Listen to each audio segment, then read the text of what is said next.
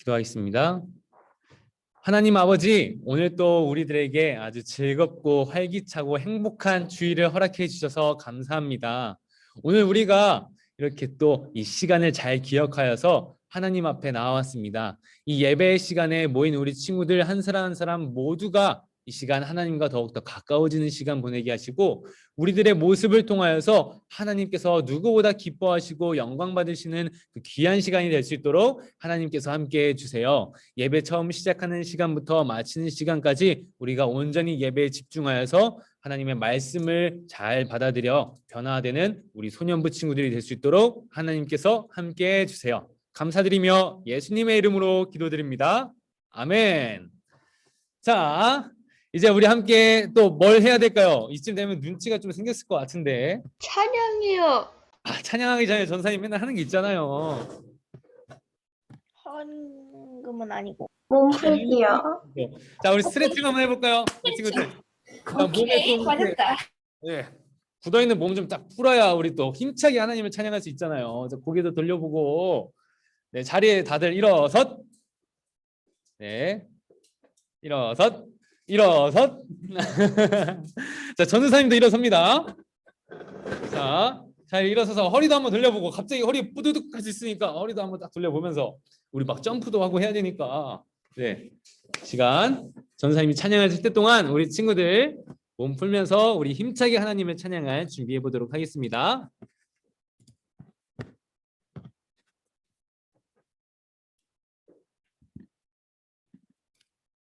자, 준비됐어요? 네. 네, 자, 이제 찬양이 나오도록 하겠습니다.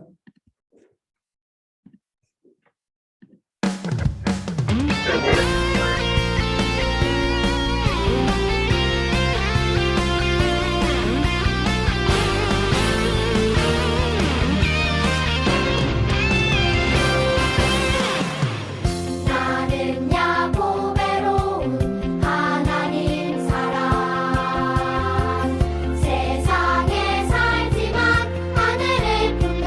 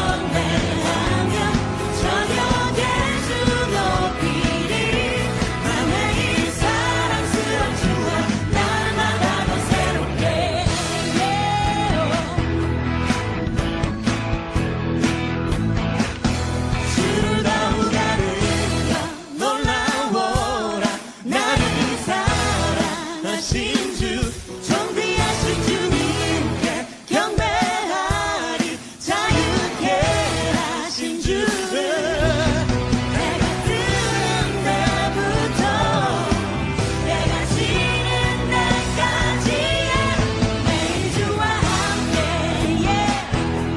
어제보다 더 새롭게 매일 주와 함께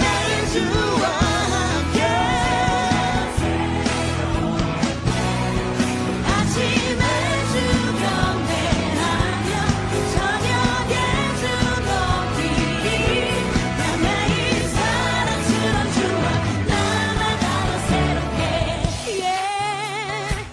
여러분 이 노래가 여러분의 평생의 삶의 고백이기를 소망합니다.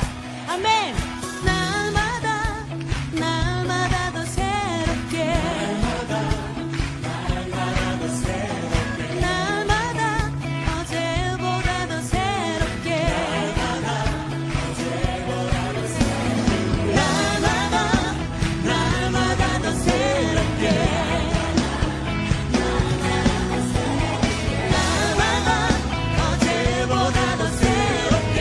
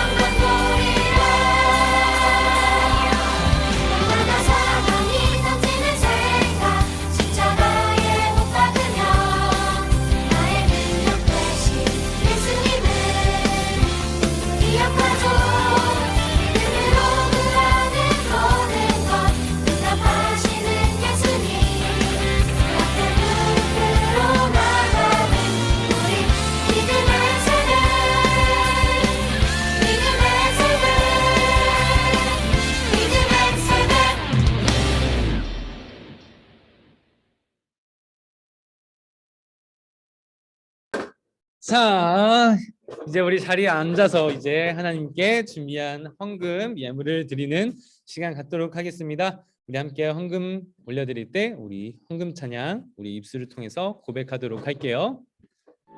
지금 내가 가진 것을 하나님께 드립니다.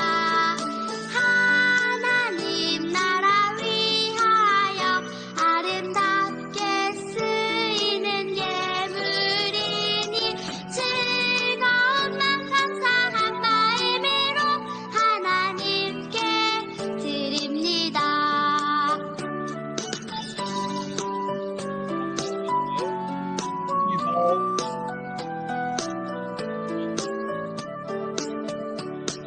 지금 내가 가진 것을 하나님께 드립니다. 하나님 나라 위하여 아름답게 쓰이는 예물이니 즐거운 맘 감사한 마음으로 하나님께 드립니다. 즐거운 맘 감사한 마음으로 하나님께 드립니다. 이번 전도사님이 우리 헌금을 위해서 기도하도록 하겠습니다. 우리 함께 두 손 모으고 두 눈 감고 기도하도록 할게요. 하나님, 저희들이 이 예배 자리에 모일 때 빈손으로 오지 않고 우리가 하나님으로부터 받은 이 은혜를 조금이나마 작게 표현하여서 헌금으로 준비해 보았습니다.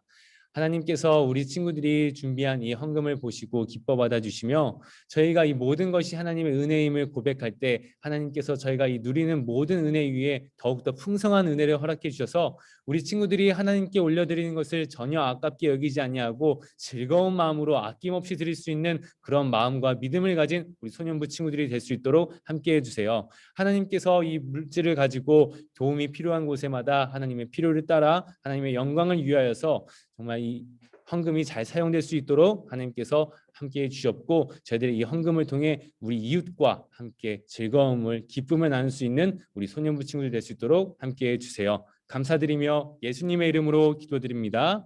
아멘. 자, 이제 계속해서 오늘의 말씀을 한번 보도록 하겠습니다. 자, 이번 주 말씀의 제목은 10과입니다. 10과. 네, 우리 한 목소리로 함께 읽어볼까요? 시작! 룻과 나오미를 보살펴 주셨어요. 온라인에 있는 친구들은 대답을 잘하는데 우리 여기 지우, 이름을 말해볼. 지우는 왜 목소리 안 내는 거지? 다시 한번 우리 힘차게 전도사님과 함께 오늘 제목을 읽어보도록 하겠습니다. 시작! 룻과 나오미를 살펴주셨어요. 네, 룻과 나오미를 보살펴 주신 그 내용이 무엇인지 우리 함께 말씀을 읽어보고 나눠보도록 할 텐데요. 자, 오늘 말씀은 짜자자잔.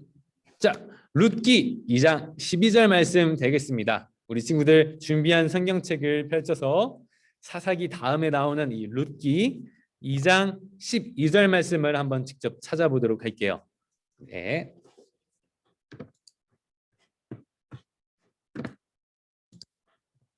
룻기 2장 12절 말씀.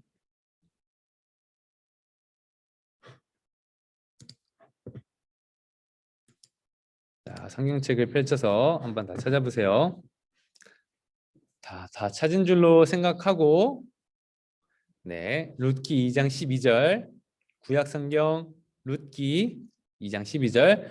혹시나 못 찾은 친구들은 앞에 있는 화면을 보고 전도사님과 함께 한 목소리로 읽어보도록 할게요.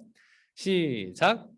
여호와께서 내가 행한 일에 보답하시기를 원하며 이스라엘 하나님 여호와께서 그의 날개 아래 보호를 받으러 내게 온전한 상을 주시기 원하니 보호를 받으러 네, 오늘 룻기 2장 12절 말씀은 우리가 이렇게 읽어본 것과 같습니다. 자, 우리가 지금까지 4번의 시간 동안 사사기에 대한 말씀을 나눠봤어요. 그렇죠? 좀 상당히 오랜 시간 동안 사사기 말씀을 나눠봤는데, 자, 우리 친구들 이 사사기 말씀 똑같이 또 반복되는, 죄를 짓고 또 벌을 받고 또 사사를 통해서 구원받고, 이런 모습 계속 들어서 막 귀에 딱정이가 질 정도까지 계속 들어서 또 저 얘기야 할 수도 있었는데, 이 사사기라는 말씀을 통해서 우리 친구들이 꼭 기억해야 할 것은 이스라엘 백성들의 이런 죄악된 모습이 딱 저 이스라엘 사람들만의 모습이 아니라 어쩌면 우리들의 모습과도 비슷할 수 있으니, 우리 또한 하나님 앞에 온전한 믿음을 갖기 위해서 말씀과 기도로 준비되는 그런 믿음을 보여야 한다. 이 메시지를 우리 친구들이 잘 기억했으면 좋겠어요. 하나님은 우리 친구들이 끝까지 포기하지 않으시고 우리 사람을 통해서 하나님의 놀라운 일들을 보여줘 주시기 때문에 우리 친구들이 이 사사기 말씀을 통해서 하나님 앞에 온전한 믿음을 가져야 한다는 것, 그것을 기억하면 좋겠는데, 자, 오늘은 이 사사기라는 성경책이 끝났고 이제 그 뒤에 이어서 룻기라는 성경책을 함께 말씀을 통해서 나눠봤어요. 근데 이 룻기는요, 간단하게 말하자면 사사기, 룻기 이름은 다르지만 똑같은 사사 시대에 일어난 그 내용을 가지고 말씀이 진행돼요. 그렇다면 과연 이 룻기는 사사기처럼 또 사사기처럼 반복되는 거 아니야? 죄 짓고 또 벌 받고 또 용서받고, 이것도 이런 거 나오는 거 아니야? 라고 생각할 수도 있겠지만 룻기에는 조금 다른 내용이 나와요. 과연 이 룻기에는 어떤 말씀의 내용이 있을지 우리 이 시간에 먼저 간단하게 영상을 보고 함께 그 뒤에 말씀을 나눠보도록 하겠습니다. 자, 영상이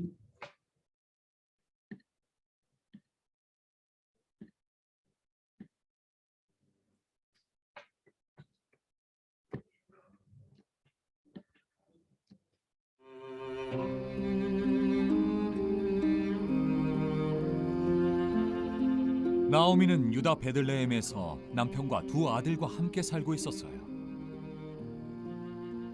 그때는 드보라, 기드온, 삼손 등의 사사들이 이스라엘을 다스리고 있던 때였죠. 그 땅에 흉년이 들어서 먹을 것이 부족해지자 나오미와 남편은 모압으로 이사했죠. 그런데 나오미의 남편이 모압에서 죽고 말았어요. 나오미의 아들들은 모압 사람인 오르바, 룻과 결혼했죠. 그런데 모압에서 산 지 10년쯤 지났을 때 나오미의 아들들도 죽고 말았어요. 나오미, 오르바, 룻은 모두 혼자가 되었죠. 흉년이 끝났다는 소식을 듣고 나오미는 고향으로 돌아가기로 했어요. 여인들은 서로 헤어질 생각에 슬퍼했어요. 오르바는 집으로 돌아갔어요. 그런데 룻은 남았죠. 어머니께서 가시는 곳에 저도 가고 어머니께서 머무시는 곳에 저도 머물겠습니다. 어머니의 백성이 저의 백성이 되고 어머니의 하나님이 저의 하나님이 되실 겁니다. 룻과 나오미는 베들레헴으로 함께 돌아왔어요. 룻이 밭에 가서 이삭을 주워오겠다고 하자 나오미가 그렇게 하라고 했죠. 룻은 우연히 보아스의 밭에 가게 되었어요. 보아스는 나오미의 남편의 친척으로 선한 사람이었어요. 보아스는 밭에서 룻을 보았죠. 그는 룻에 대한 이야기를 전해 듣고는 룻에게 자기 밭에서 안전하게 이삭을 주우라고 말했어요. 보아스는 룻이 이삭을 쉽게 주워갈 수 있게 했죠. 덕분에 룻은 밭에서 이삭을 많이 모을 수 있었어요. 룻은 나오미에게 돌아가 보아스에 대해 얘기했죠. 그는 우리의 가까운 친척이란다. 나오미가 말했어요. 보아스는 나오미가 겪는 어려움을 도와줄 책임이 있는 친척이었죠. 나오미는 보아스가 룻을 돌보아줄 것을 알고 룻에게 보아스의 밭에서 일하라고 이야기했어요. 나오미는 룻이 그녀를 돌보아줄 남편을 만나기를 원했어요. 그래서 룻에게 특별한 지시를 내렸죠. 룻은 그녀가 가진 가장 좋은 옷을 입고 보아스의 발치에 누웠어요. 이렇게 룻은 보아스에게 결혼하고 싶다는 뜻을 전했죠. 보아스는 발치에 누운 룻을 보고 깜짝 놀랐어요. 룻은 당신은 저를 거둬주실 분이십니다. 라고 말했어요. 보아스는 룻을 도와주겠다고 약속했어요. 그 말은 나오미가 팔았던 땅을 다시 사주고 룻과 결혼하겠다는 뜻이었어요. 보아스는 룻에게 곡식을 주고는 집으로 돌려보냈어요. 보아스는 나오미의 땅을 다시 샀고 룻과 결혼했어요. 룻과 보아스는 오벳이라는 아들을 낳았어요. 나오미가 오벳을 돌고 왔어요. 오벳은 자라서 이새를 낳았어요. 이새는 다윗 왕의 아버지랍니다. 자, 여기까지 함께 영상을 보고 왔습니다. 자, 그러면 전도사님이 오늘 말씀을 가지고 함께 하나님의 말씀을 나눠보도록 할게요. 자, 우리가 방금 영상을 본 것처럼 이 룻기라는 하나님의 말씀을 한번 쫙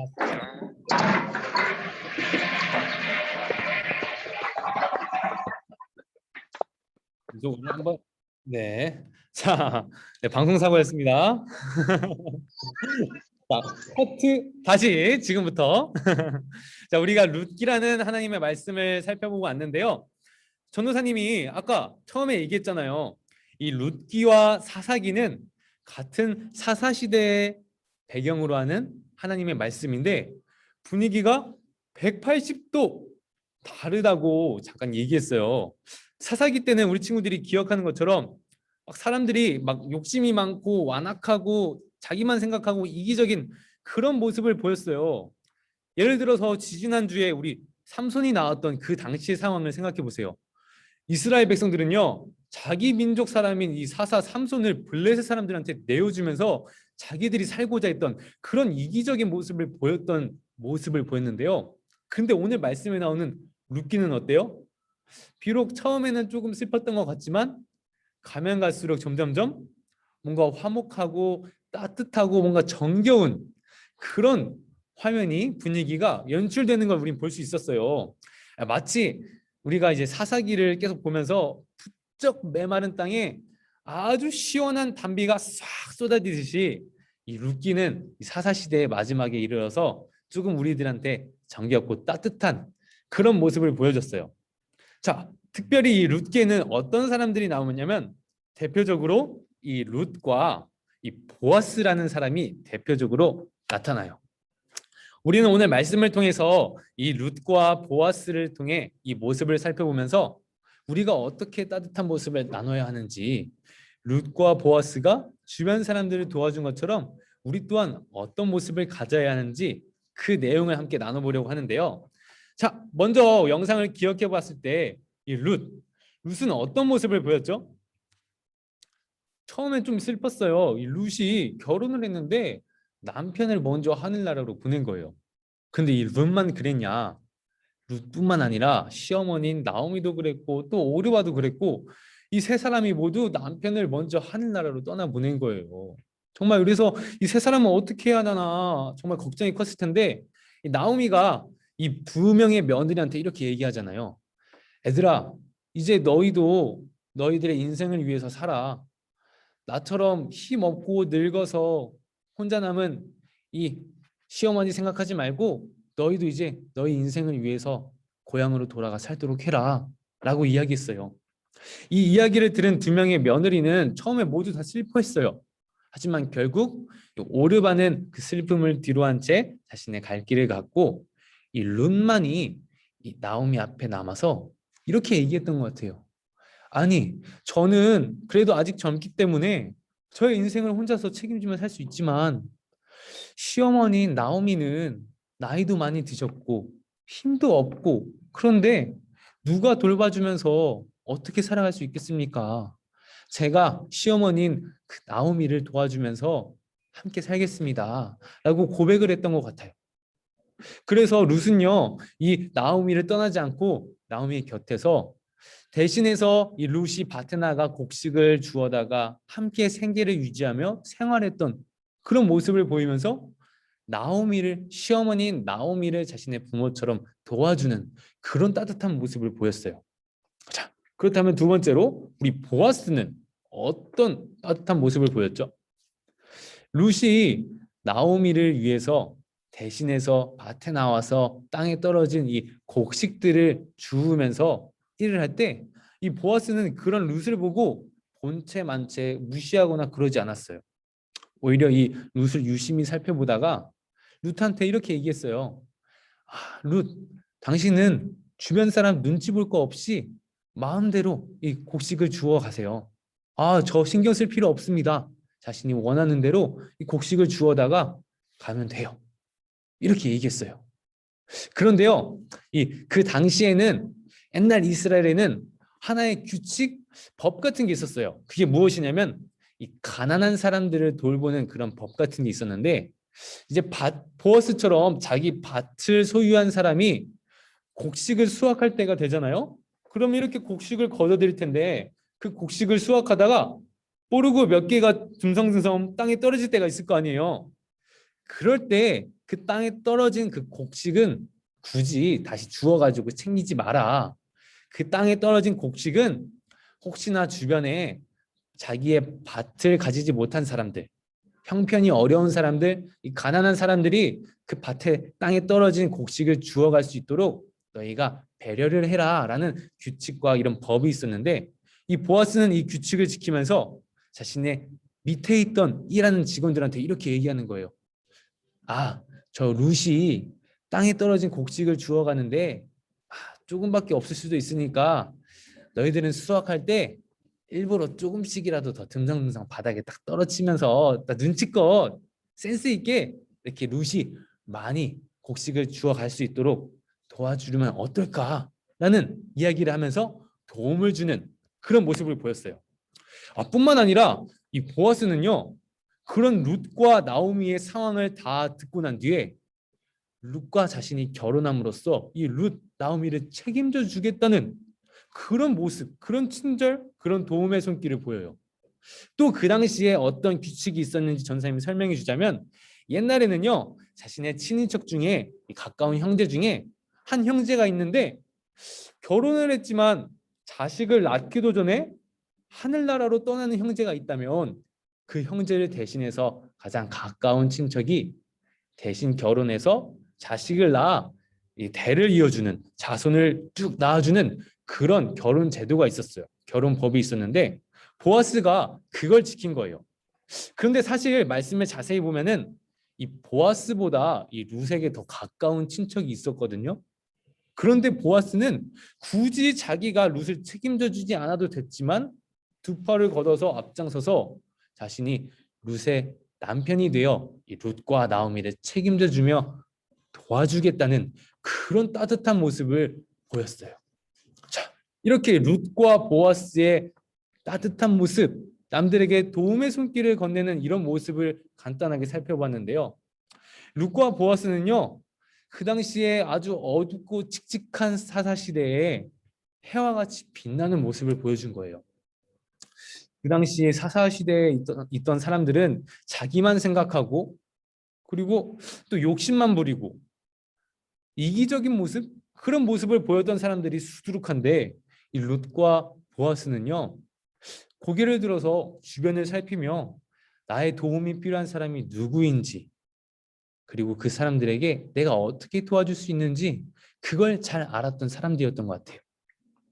그런데 어쩌면 그 당시에 이스라엘 사람들이 보기에 이 룻과 보아스의 모습이 조금 한심해 보였을 수도 있어요. 어리석어 보였을 수도 있어요. 왜냐하면 굳이 나 먹고 살기도 바쁜데, 특별히 그 사사시대에는 이 나라 저 나라 다른 나라 사람들이 우리 이스라엘을 괴롭히고 못 살게 굴었던 시대인데, 나 먹고 살기도 바쁜데 옆에 있는 사람 도와줄 시간이 어딨어 라는 생각을 하면서 조금 이 룻과 보아스를 조금 오지랖이 있는 사람 아닌가 라는 생각을 했을 수도 있었을 것 같아요. 맞아요. 그 사람들의 생각으로, 그 사람들의 시선으로 이 룻과 보아스를 보자면 굳이 룻은요, 홀로 남은 시어머니 나오미를 꼭 보살펴 주지 않았어도 사람들한테 손가락질 당하지 않았을 것 같아요. 시어머니 나오미를 두고 떠난 오르바처럼 나오미를 둔 채로 그냥 자신의 남은 인생을 살았어도 어느 누가 절대 그 룻을 향해서 정말 못된 사람이야 라고 말할 수 있는 상황은 아니었을 것 같아요. 그리고 또 보아스를 보면요, 굳이 보아스가 이 룻을 위해서 이 밭에다가 좀 더 많은 곡식을 떨어뜨리지 않았어도 누구 하나 이 보아스한테 잘못했다고 손가락질한 사람은 없었을 거예요. 더 나아가서 이 보아스가 굳이 앞장서서 이 룻과 결혼하면서 이 룻과 나오미를 도와주겠다고 하지 않았어도 주변에 있는 사람들은 보아스를 향해서 자, 보아스 저 사람 정말 나쁜 사람이야. 못된 사람이야. 라고 이야기할 수가 없었을 거예요. 우리 친구들도 생각해 보세요. 주변 사람들을 보면은 아니 내 모습을 보면은 굳이 내가 저 친구를 도와주지 않아도 우리 가족을 도와주지 않아도 될 것 같은데 솔직히 나만 먹고 싶은 거 먹고 내가 하고 싶은 거 하기도 바쁜데 언제 도와줘? 이런 생각을 가질 수 있을 것 같아요. 그런데 우리가 이 말씀을 통해서 분명히 기억해야 할 게 있는데 그게 무엇이냐면 이스라엘 백성들은요 아주 욕심이 가득하고 자기만 생각하고 주변을 돌보지 못하고 완악한 이런 모습을 가짐으로써 시간이 흘렀을 때 어떤 결과를 얻게 되냐? 점점점 더 깊은 죄에 빠져서 하나님으로부터 멀어지는 그래서 벌을 받는 더욱더 힘든 생활을 하는 결과를 얻었다면 반대로 이 룻과 보아스는요 주변에 있는 사람들을 돌봐주면서 도움의 손길을 건네므로써 이런 축복을 얻게 돼요. 바로 이스라엘의 가장 위대한 왕이라고 이름 불리는 다윗의 할아버지가 되는 오벨을 낳게 되고요. 또 더 시간이 흘러서 먼 훗날에는 이 땅에 인간의 몸으로 오신 이 예수님의 조상이 되는 예수님의 조상이라고 기록되어지는 아주 큰 축복을 누리는 이 룻과 보아스가 된다는 거예요. 자, 이처럼 우리 친구들 또한 오늘 말씀을 기억하면서 나의 이기적인 모습, 나만 생각했던 모습 이런 걸 다 내려놓고 잠시 고개를 들어 주위를 살펴보면서 도움이 필요한 사람이 있을지 나의 도움의 손길이 어디로 뻗쳐져야 할지 한번 생각해보는 친구들이 되었으면 좋겠어요. 자, 오늘 전도사님이 이 말씀을 준비하면서 전도사님도 기도하면서 스스로의 모습을 되돌아봤어요. 아, 나는 과연 주변에 있는 사람들을 충분히 잘 돌봐주면서 도움을 주면서 도움의 손길을 건네면서 살았을까? 그런데 이렇게 기도할 때 문득 딱 하고 떠올랐던 전도사님의 부끄러운 모습이 딱 생각나는 거예요. 전도사님이 지금 이제 대학원을 다니면서 열심히 공부하고 있는데 공부를 하려면 뭐가 필요해요? 돈이 필요해요. 돈이 필요해요. 그래야 학교를 다니죠. 그리고 또 공부를 하다 보면 친구들과 같이 다니는데 옆에 있는 친구들이 맛있는 거 먹고 또 옆에 있는 친구가 막 좋은 거 하나 사오고 그러면은 막 괜히 나도 저거 갖고 싶다, 막 먹고 싶다, 막 이런 그런 마음이 생기잖아요. 그래서 전도사님이 한창 나도 좀 어디서 돈 좀 바짝 모아가지고 내가 먹고 싶은 것 정말 아낌없이 먹고 내가 평소에 사고 싶었던 것 좀 사면서 좀 호화롭게 한번 조금 살아야겠다 싶어가지고 이 돈을 얻기 위해서 잠깐 알바를 했어요. 근데 어떤 알바냐면 짧은 시간 동안 큰 돈을 모으기 위해서 이제 새벽에 이 과일을 파는 이 새벽 과일 시장에서 전도사님이 알바를 했던 적이 있는데 전도사님 처음엔 좋았죠. 물론 힘들긴 하지만 그래도 힘든 만큼 돈을 잘 주는구나. 이 돈 많이 모아가지고 내가 진짜 사고 싶은 거 다 사고 먹고 싶은 거 다 해야지. 그리고 또 남겨둬야지. 이런 생각을 가지면서 하루하루 이렇게 알바를 했었는데 그런데 어느 날 전도사님이 일을 하다가 보는데 맨날 할머니, 할아버지들 그리고 또 몸이 불편한 사람들이 시장 밖에 한 구석진 모퉁이에 막 모여 있는 게 보이는 거예요. 근데 전도사님이 또 평소에 호기심이 많으니까 그냥 보고 지나가지 않고 뒷짐지면서 저기는 무슨 재밌는 거리가 있어가지고 이렇게 모여 있지 하면서 가봤는데 전도사님이 그때 정말 정말 하나님 앞에 부끄러웠던 마음을 갖게 됐던 거예요. 그 할머니, 할아버지들 그리고 몸이 불편한 사람들이 왜 그곳에 모여 있나 하고 봤더니 알고 보니까 그곳은 아주 커다란 쓰레기통이 있는 곳이더라고요. 그 쓰레기통에 뭐가 있냐면 그 과일 가게에서 물건을 팔다가 썩어서 더 이상 팔지 못하는 그 과일들 냄새가 나고 파리가 꼬이고 그렇게 사람이 못 먹을 그 과일들을 버리는 곳이 그 쓰레기통이었는데 그 할머니 할아버지들 그리고 몸이 불편한 사람들이 그 쓰레기통 주변에 어슬렁거리다가 누군가가 그 썩은 과일을 버리러 올 때 그 더럽고 냄새나는 과일을 향해 망설임 없이 손을 뻗쳐서 그 냄새나는 과일, 차마 입에 담기도 어려운 그 과일을 못에다가 쓱쓱 문지르면서 베어 먹고, 또 누구는 그것을 챙겨서 집에 있는 사람을 전해주기 위해서 막 가방에 넣고, 이런 모습이 보이는 거예요. 그래서 전도사님이 너무 깜짝 놀라기도 하고 가슴이 아프고 그 자리에서 발걸음이 떼어지지 않아서 몇 분 동안 그 자리를 멍하니 쳐다보고 있었던 때가 있었어요. 한참 뒤에 전사님 정신이 번쩍 들어서 일단 급한 대로 과일 가게로 돌아가서 그 사람들한테 나눠줄 수 있는 최소한의 그 과일을 사서 나눠주면서 제발 이 과일 드시지 말고 건강 생각하면서 제가 여기서 일하는 동안에는 과일을 틈틈이 갖다 줄 테니까 제발 이곳에서 과일 드시지 마세요 라고 이야기했던 때가 있었어요. 전도사님은 그 시간을 통해서 정말 집에 가는 내내 이유를 모르겠지만 막 펑펑 눈물이 나면서 스스로의 모습이 반성이 됐던 거예요. 나는 내가 먹고 싶은 거, 내가 하고 싶은 거, 돈을 좀 더 많이 모아서 나를 위해서 쓰기 위해서 이렇게 일을 했는데 내 주변에는 정말 남들이 그냥 흔하게 사 먹는 이 과일 한 조각도 살 돈이 없어서 힘들게 그리고 슬프게 살아가는 사람들이 많이 있는데 나는 나의 주변에 있는 사람들을 돌보지도 못하고 이 사람들을 생각하지도 못한 채 이스라엘 백성들과 같이 나만 생각하면서 이기적인 모습으로 살아갔구나, 이런 생각이 떠오르는 거예요.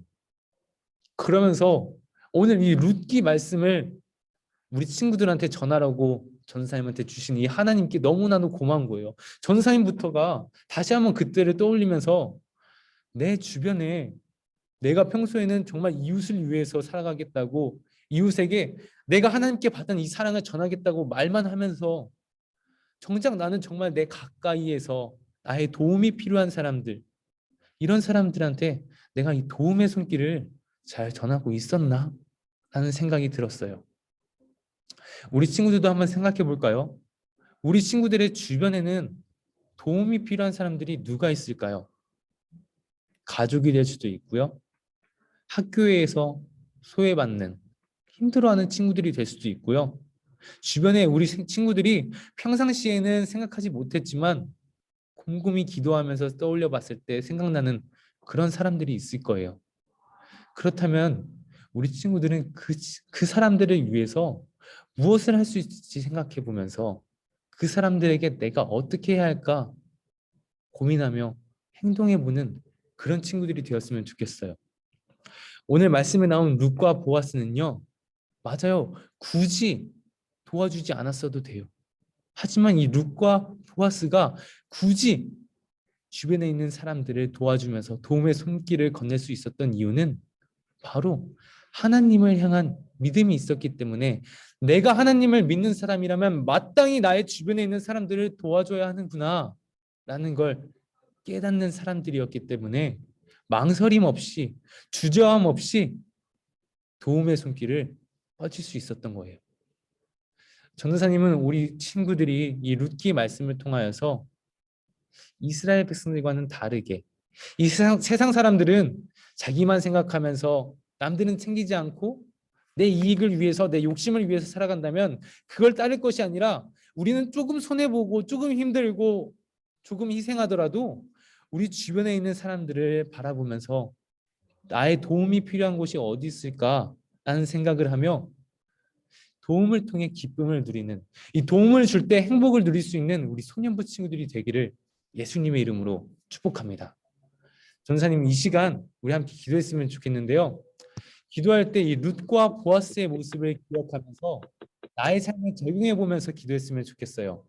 하나님, 지금까지 내가 정말 하나님께로부터 받은 이 사랑과 은혜를 이 주변 사람들과 나누면서 살았나요?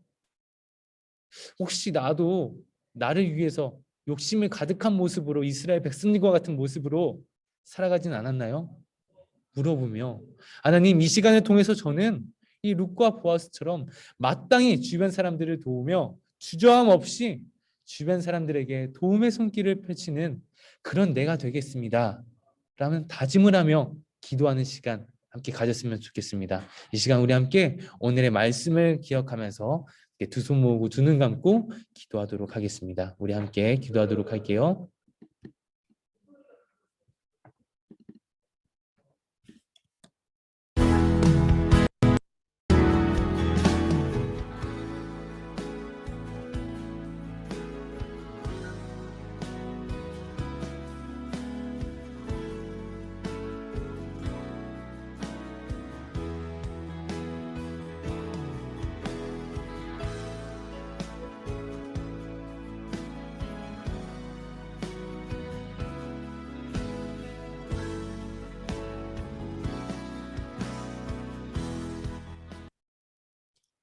전사님이 기도하도록 하겠습니다.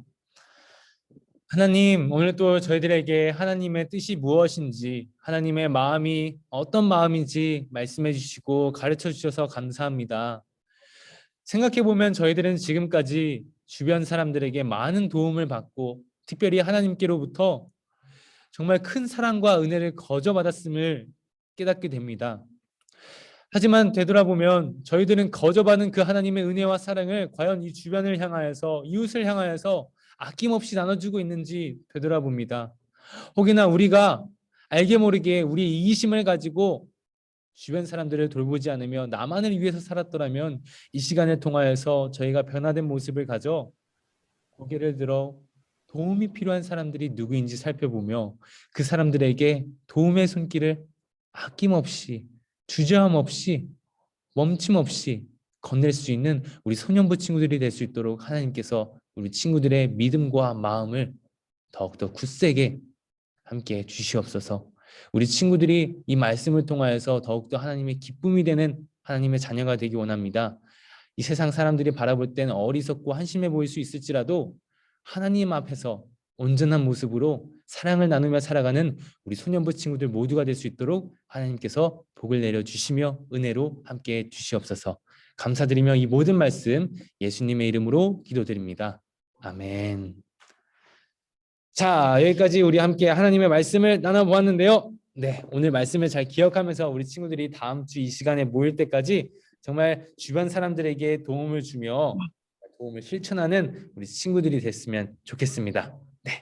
자, 광고는 우리 특별한 광고는 따로 없는데요. 우리 친구들이 한 가지만 알아야 할 게 있다면 혹시나 아직 선생님을 통해서 부모님을 통해서 우리 가스펠 프로젝트 공과 신청을 못한 친구들이 있다면 이 시간 우리 선생님을 통해 또 부모님을 통해서 다 모두 신청하여서 다다음 시간까지 우리 모두 다 새로운 공과책을 준비했으면 좋겠습니다. 네. 자, 그러면 우리 광고는 여기까지 하고요. 우리 남은 시간 우리 조금이라도 우리 선생님들과 더욱더 한마디라도 더 나누면서 네, 그리고 즐거운 분반 모임 시간 가졌으면 좋겠습니다. 헤어지기 전에 우리 먼저 주님께서 가르쳐 주신 우리 주기도문 함으로 오늘 예배를 마치도록 하겠습니다. 혹시나 아직 주기도문을 모르는 친구들이 있다면 앞에 있는 화면을 보고 함께 주기도문 함으로 예배를 마치도록 하겠습니다. 네, 함께 고백하겠습니다. 하늘에 계신 우리 아버지여, 이름이 거룩히 여김을 받으시오며 나라가 임하시오며 뜻이 하늘에서 이루어진 것 같이 땅에서도 이루어지리이다. 오늘날 우리에게 일용할 양식을 주시옵고 우리가 우리에게 죄 지은 자를 사하여 준 것 같이 우리 죄를 사하여 주시옵고 우리를 시험에 들게 하지 마시옵고 다만 악에서 구하시옵소서. 대개 나라와 권세와 영광이 아버지께 영원히 있사옵나이다. 아멘. 네, 우리 함께 인사드리도록 할게요. 안녕.